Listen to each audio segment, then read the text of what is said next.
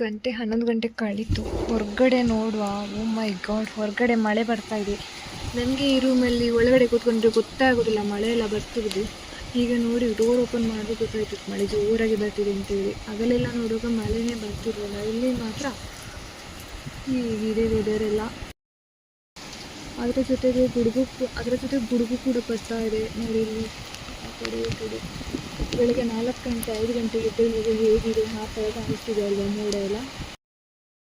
Face ತೋರಿಸದೆ vlog ಮಾಡುವ ಅಂತ ಹೇಳಿ ಹೇಗಿರ್ತದೆ ನೋಡುವ ಅಂತೇಳಿ. ಅಂದರೆ ನಾನು ಮೊನ್ನೆದು ಕೂಡ ನಿನ್ನೆ ಒಂದು ಸ್ವಲ್ಪ ಮಳೆ ಬಂತು, ಅದರದ್ದು ಹಾಕಿದ್ದೇನೆ, ಒಂದು ಸ್ವಲ್ಪ ವೀಡಿಯೋ ಮಾಡಿದ್ದೇನೆ. ಹಾಗೆ ಎಲ್ಲ ದಿವಸದ್ದು ಒಂದು ಸ್ವಲ್ಪ ಕ್ಲಿಪ್ ಇದೆ ನನ್ನ ಜೊತೆ, ಅದನ್ನು ನಾನು ಎಡಿಟ್ ಮಾಡಿ ಹಾಕ್ತೇನೆ. ಫಸ್ಟಿಗೆ ನನ್ನ ಈ ಟಿಫಿನ್ ಬಾಕ್ಸ್ ಇದು ಇಂಟ್ರೊಡಕ್ಷನ್ ಕೊಡ್ತೇನೆ. ಫಸ್ಟಿಗೆ ಇಲ್ಲಿಂದ ಸ್ಪೂನ್ ತಗೊಳ್ಬೇಕು, ಇಡಬೇಕು.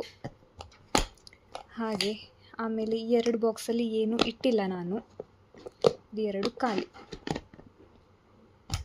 ನೈಟಿಗೆ ಅದು 2ರಲ್ಲಿ ಹಾಕಿದರೆ ಯಾರು ತೊಳಿಬೇಕಲ್ಲ ಅಂತ ಹೇಳಿ ಒಂದಕ್ಕೆ ಹಾಕ್ಕೊಂಡು ಬಂದೆ. ಮತ್ತು ಎಗ್ ಸಾಂಬಾರು ಮತ್ತು ಪಲಾವ್ ಮಾಡಿದರು. ಇವತ್ತಿನ ರೆಸಿಪಿ